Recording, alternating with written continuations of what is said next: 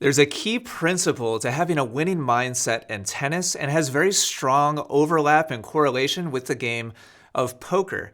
I've been really into poker the last couple of years. Actually, just went and played some poker at the casino in Milwaukee a couple of days ago. So this is just really fresh in my mind.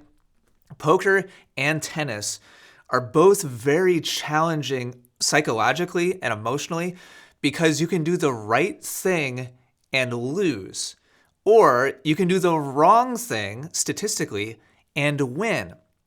In other words, you can make a very bad bet in poker based on the odds of you winning. Let's say you have like 20% chance of winning the hand. You can put a lot of money into the middle and win in spite of it being the wrong play. And it's the same thing in tennis. You can slap a forehand down the line that has about a 20% chance of going inside the lines, make it, and then come away from that point patting yourself on the back saying, man, I've been working so hard on my forehand. That was such an incredible shot. And then keep going back to that shot. And over the long run, lose all your money on the tennis courts. And vice versa. You can play the boring, safe, 80% chance odds of like coming away as the winner in a point. Just hit that forehand cross court.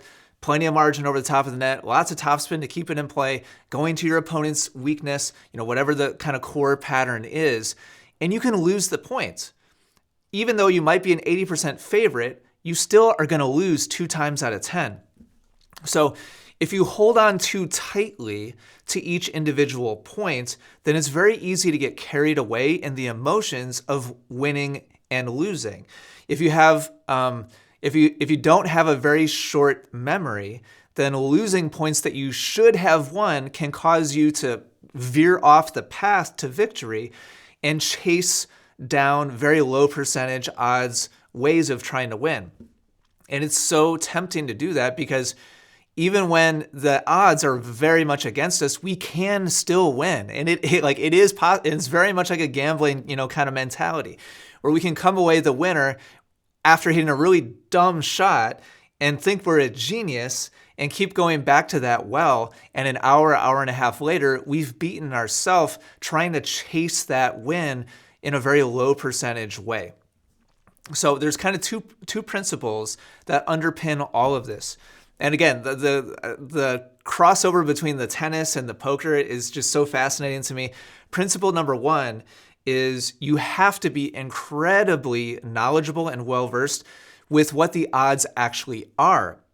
If you have kind of a murky view of what is a high percentage shot and what is a low percentage shot, and like same thing in poker, if you're not very, very familiar with what your odds are based on what you have and what you believe your opponent has, and you don't have a fundamental understanding of how those odds affect like how much money you should put in and what your chances are of getting it back, then it's just totally random. Like you might as well just go to the roulette table and put money down on random numbers and just like cross your fingers. It's no longer a game of skill if you don't understand the underlying odds and how to bet according to what those odds are. And it's the same thing in tennis. If you don't have a very solid understanding of what directions have what chance of success and what other directions of target dramatically decrease your chances of success, then it's just like the roulette table. You're just throwing random money at random numbers and crossing your fingers. And this is going to sound like maybe a little judgmental or condescending, but this is how most tennis is played.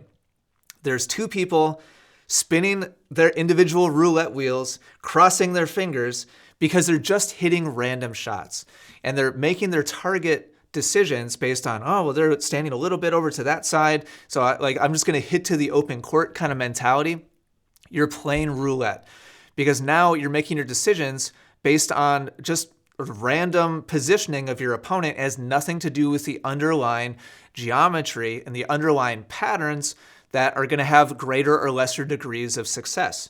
So you have to base your decisions based on some kind of underlying principles and some kind of basic understanding of the pros and the cons, the odds of you coming out ahead over the long run. Not over the next 2 minutes or 3 games or not even the first set. if you know that the fundamentals of where you're standing and where you're aiming are solid, and even if you lose the first set by, let's say, one break of serve, I mean, we're talking about just a couple percentage points swing back and forth. Maybe your opponent's been going for the low percentage shots, right? And they've been making them. The same thing in poker. It can be incredibly triggering to make the correct play and have, let's say, a 70% chance of winning, but then lose.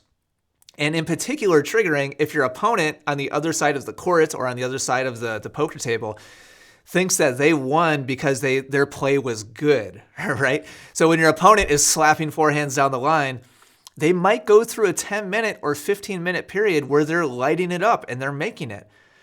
And it's the understanding and the crystal clear clarity of knowing that the odds are going to catch up with them that can keep you in the game and keep you making good, solid decisions so that over the next 45, 60, 90 minutes, you know that if you keep playing the right pattern, you have a very high chance of actually coming out ahead, even though your opponent might be getting lucky over a short period of time. So that's like principle number one. You have to know your odds, meaning you have to understand the fundamental patterns, which are likely to be more winners over the long run and which are likely to be losers over the long run. You have to throw out the short-term data. Principle number two is you have to be process-minded, meaning in that example where you have, let's say, a 70% chance of winning and you do the right play, but you lose, it's critical that you pat yourself on the back for making the right play. The opposite of being process-minded is results-minded, meaning if I lose this point, then what I did was bad. If I lose this hand, if I lose this pot, on the poker table, then that's bad. And I want to avoid bad things. That's being very results-oriented or very results-minded. But you have to throw that out when there's still a chance of you losing, even though you do the right thing.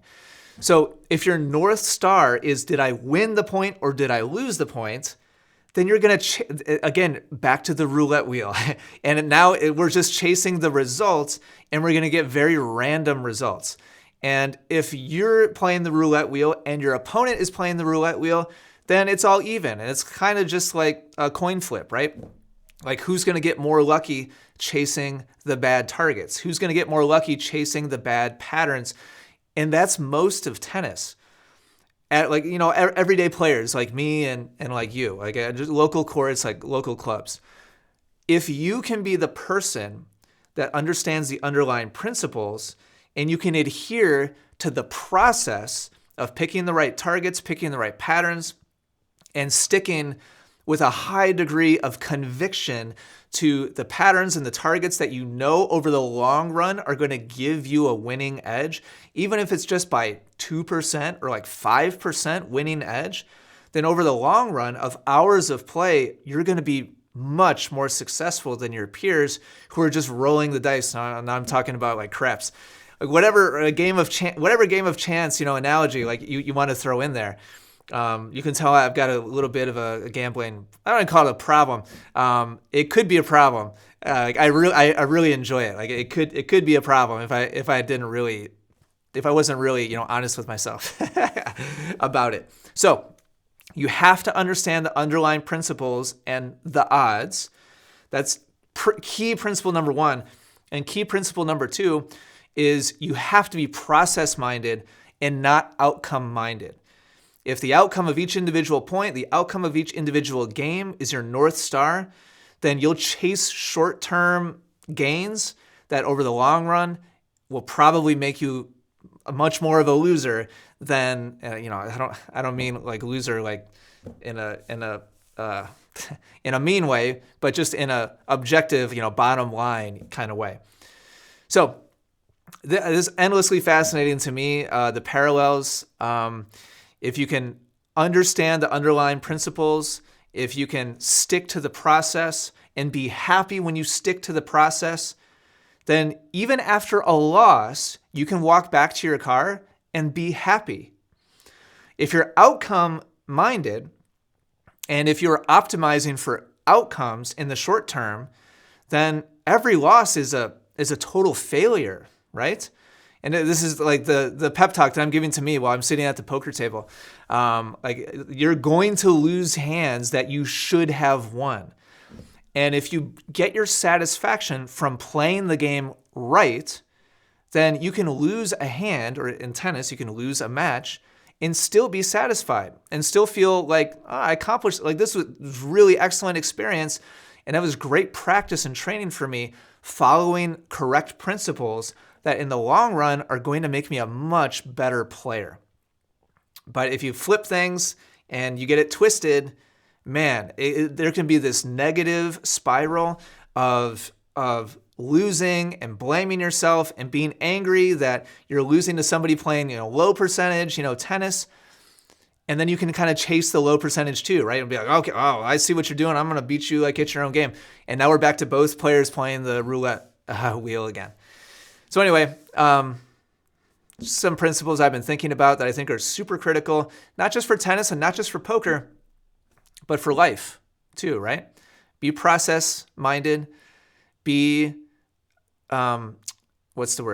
Be odds-minded. Understand the different geometry and the different directions and what the pros and cons are. And if you really focus on being solid with both those things, you're going to be really successful and really happy over the long run. It doesn't mean you're not going to lose. You're going to lose, but you can have a lot of satisfaction in doing it correctly and giving yourself the best chance, even when you might lose some sets and some matches. Hopefully this is helpful. And if you happen to enjoy poker as well, maybe it'll make it that much better. Thanks for watching today. Take care. Keep up the great work on your game.